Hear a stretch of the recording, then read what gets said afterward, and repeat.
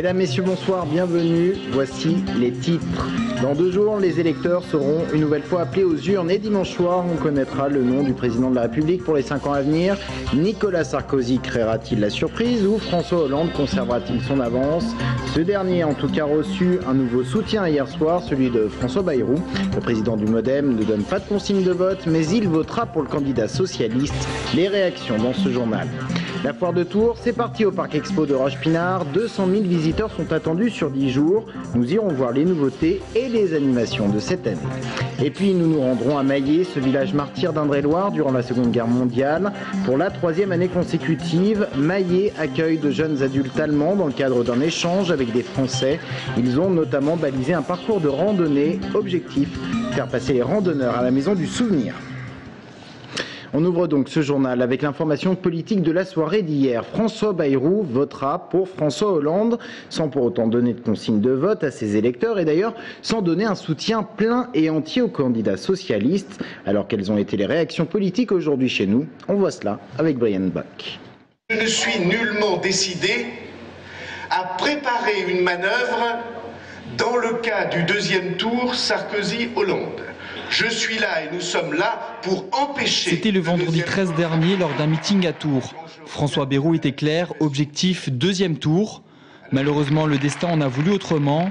Aujourd'hui, sans aller jusqu'à la consigne de vote, le président du MoDem a fait son choix. Il votera François Hollande. Cette décision a surpris parmi son camp, si certains annoncent quitter le parti. Pour Pierre Commandeur, président du MoDem 37, le choix de François Bayrou démontre l'opposition de ses valeurs avec l'UMP. Je pense qu'il a écouté le retour de la base, des militants. On était nombreux à avoir annoncé depuis longtemps qu'on ne soutiendrait pas Nicolas Sarkozy. Je crois qu'il a été jusqu'au bout de cette démarche. On veut être sûr et certain qu'il ne soit pas élu et donc personnellement comme lui je voterai François Hollande. Héritier du parti de Giscard d'Estaing, François Bayrou est un homme venu de droite. Ce choix est une rupture historique dans le paysage politique français. Jamais un candidat centriste à la présidentielle n'avait voté à gauche. Pour les alliés de Nicolas Sarkozy, c'est la déception. Je ne comprends pas ce choix. Je ne comprends pas ce choix, d'autant plus que, à travers toute sa campagne, Monsieur Bayrou, François Bayrou, a clairement décrié, rejeté la politique économique et financière du Parti socialiste et du candidat François Hollande. À l'opposé au Parti socialiste, la décision de François Bayrou est honorable. Elle s'explique notamment par le durcissement de la campagne d'entre-deux tours de Nicolas Sarkozy. Elle m'a surpris dans la mesure où l'ensemble des commentateurs pensaient que François Bayrou resterait sur une position de neutralité. Néanmoins, elle ne me surprend pas dans la mesure où les valeurs qui font que le MoDem est le MoDem et se détachent de la droite, je dirais la droite traditionnelle, de la droite la plus dure, menaient naturellement à ce type de position. François Hollande rappelle que le choix du président du MoDem s'est fait en toute indépendance. Reste à savoir s'il y aura un impact sur les électeurs du MoDem. Et nous aurons la réaction d'Hervé Novelli, le secrétaire général adjoint de l'UMP. Il est notre invité ce soir. Rendez-vous donc à la fin de ce journal. Claude Roiron pense déjà à l'après-présidentielle. La conseillère générale PS d'Indre-et-Loire, ancienne présidente du département, appelle à l'organisation de primaires citoyennes sur le mode des primaires organisées au Parti socialiste. Tout cela pour élire la nouvelle présidence du département, si bien sûr Marisol Touraine était appelée à Paris pour remplir des fonctions ministérielles. Claude Roiron qui voilà l'occasion de reprendre la tête du Conseil général. En bref, 18 et 10 mois de ferme de prison pour 2 jeunes hommes de la communauté des gens du voyage. Ils étaient présentés aujourd'hui en comparution immédiate au tribunal correctionnel de Tours. Hier, avec un 3e complice qui est toujours en cours d'identification, ils se sont introduits dans un domicile de Saint-Bran pour y voler bijoux, numéraires et des vêtements. Les propriétaires, un couple de retraités, ont donné l'alerte. Avec l'appui d'un hélicoptère et l'aide de la population, les gendarmes ont rapidement retrouvé les fuyards qui s'étaient cachés dans une ferme. Grève suivie aujourd'hui chez Fil Bleu. Ce matin, 80% des conducteurs des bus tourangeaux ont stoppé le travail pendant 55 minutes, entraînant de nombreuses perturbations sur le réseau entre 7h30 et 8h30. Même constat en fin de journée. Les grévistes ont voté la reconduction de cette grève partielle pour demain. Et puis du côté de la SNCF, aucun train ne circulera entre Tours et Vendôme sur la ligne classique ce week-end. D'importants travaux ont lieu à Naveil, dans le Loir-et-Cher, dans le cadre de la construction de la déviation de Vendôme. Un pont-rail sera glissé ce week-end au-dessus de la route. Des cars de substitution sont mis en place. En revanche, entre Vendôme et Paris-Austerlitz, la circulation des trains se fera à la normale. C'est parti pour 10 jours. La foire de Tours a ouvert ses portes ce matin au Parc Expo. 200 000 visiteurs sont attendus. 700 exposants sont là pour les accueillir. Alors à quoi doit-on s'attendre cette année? Quelles sont les nouveautés et quelles sont les animations? Eh bien la réponse avec ce reportage signé Anaïs Michaud. La foire de Tours, c'est chaque année et ça pourrait vite avoir pour certains un air de déjà-vu. Alors comment faire pour se renouveler? Miser avant tout sur le thème. La foire expo se part pour cette édition 2012 de couleur méditerranéenne. Cette année, nous avons la Sicile comme invité d'honneur. Donc il y a un chapiteau qui est consacré au thème avec des stands d'artisanat, des stands de gastronomie et également un restaurant avec un cuisinier vraiment sicilien qui vient de Sicile. Et là, c'est tout nouveau cette année. Le chapiteau sera ouvert les 2 samedis en nocturne jusqu'à 22 h avec des dîners-spectacles. Et la Sicile, c'est plutôt vendeur. Dès le premier jour, les visiteurs ont décidé de contrer la grisaille en venant se balader sous le chapiteau. Nous, c'est le thème de la Sicile qui nous a attirés cette année, parce que nous aimons l'Italie et la Sicile, voilà. Comme au mois de septembre, on va en Sicile, donc on se renseigne sur les bons produits. Et puis c'est un petit avant-goût de la Sicile. Mais les exposants ne sont pas en reste, ils proposent également des démonstrations, tours de magie par-ci, pratiques moyenâgeuses par-là. Sur le stand de Fil Bleu, il est même possible de passer son permis tram grâce à une simulation en jeu vidéo. Enfin, le stand de TV Tour organise un grand casting pour dénicher le futur chroniqueur de Tout sur un plateau. Pour participer, c'est très simple.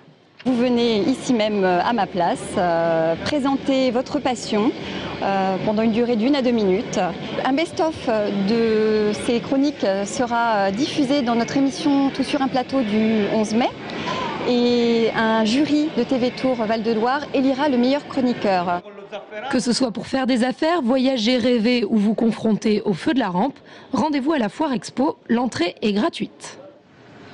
Et en marge de la foire de Tours, un réseau d'artisans a voulu sensibiliser particuliers et pouvoirs publics aux économies d'énergie sur le bâti. C'est l'idée que la facture énergétique de votre maison peut être moindre si elle est mieux isolée. Ils étaient une petite vingtaine à se rassembler. Jérôme Alain. Ils sont 25 artisans sur Tours et sont réunis au sein du réseau Synertiel. Synertiel en France, ce sont plus de 2000 entreprises proposant des solutions alternatives pour des économies d'énergie dans la construction de bâtiments ou la rénovation. Leur rassemblement sur le parking de la Foire Expo de Tours se veut symbolique mais n'est pas neutre, notamment vis-à-vis des entreprises commerciales n'ayant pas forcément la même expertise que ces artisans confirmés et compétents.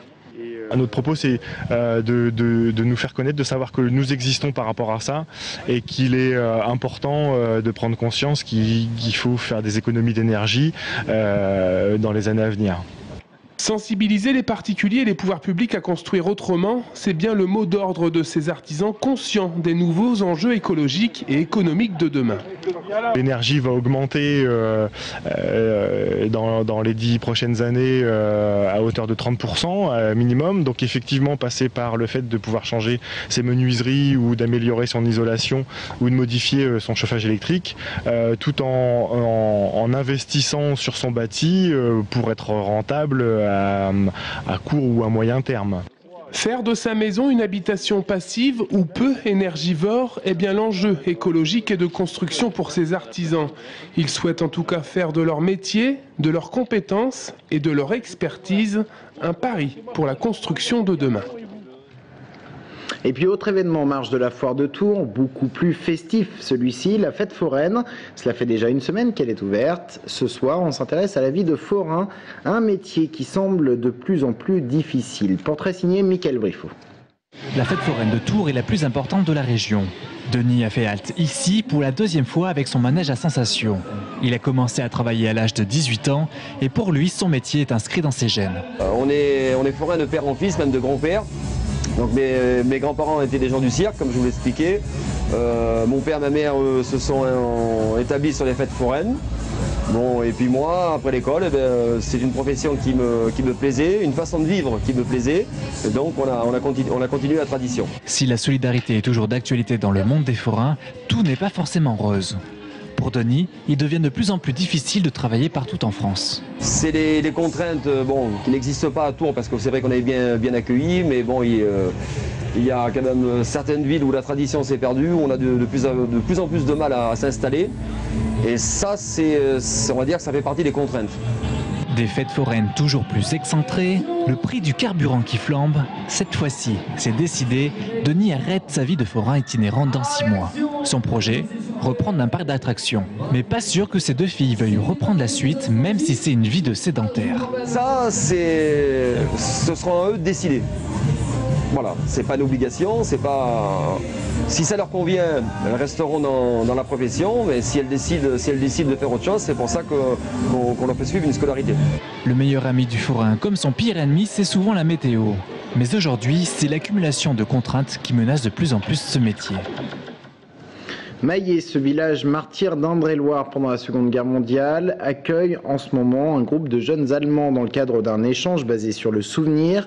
Déjà la 3e année que cette initiative a été lancée. Ces prochains jours, ils ont pour objectif de baliser un sentier de randonnée qui mène à Maillé. Gaël Poulain. Des croix, des traits, des tournes à droite, des symboles incontournables pour tout randonneur qui se respecte. Des symboles aussi lourds de sens pour ces 12 jeunes franco-allemands qui participent au balisage d'un nouveau chemin de randonnée. Un parcours d'environ 10 km autour du village de Maillé, là où le 25 août 1944, 124 habitants avaient été massacrés par les troupes allemandes. Nous devons nous souvenir et construire l'avenir. C'est pour cela que nous sommes ici tous ensemble. On commémore ce qui s'est passé à Maillé et construisons un projet d'avenir ensemble, allemands et français. Donc ici nous balisons un chemin puisque c'est quelque chose que l'on peut faire tous ensemble en pensant à la fois au passé et à l'avenir. Un chemin de randonnée qui permettra aussi d'amener près de 1000 nouveaux visiteurs chaque année à la Maison du Souvenir de Maillé.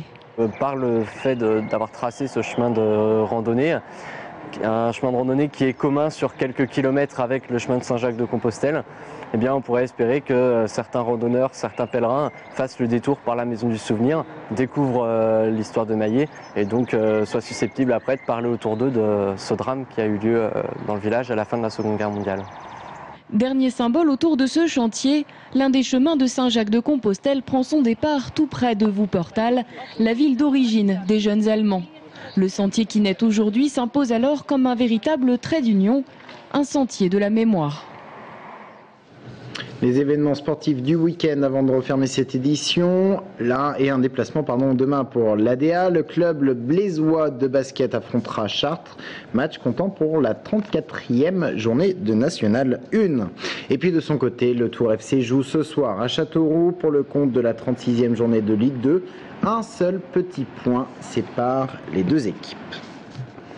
Fin de cette édition, merci de l'avoir suivi. Dans un instant, nous recevons Hervé Novelli, secrétaire général adjoint de l'UMP et député d'Indre-et-Loire. Restez avec nous.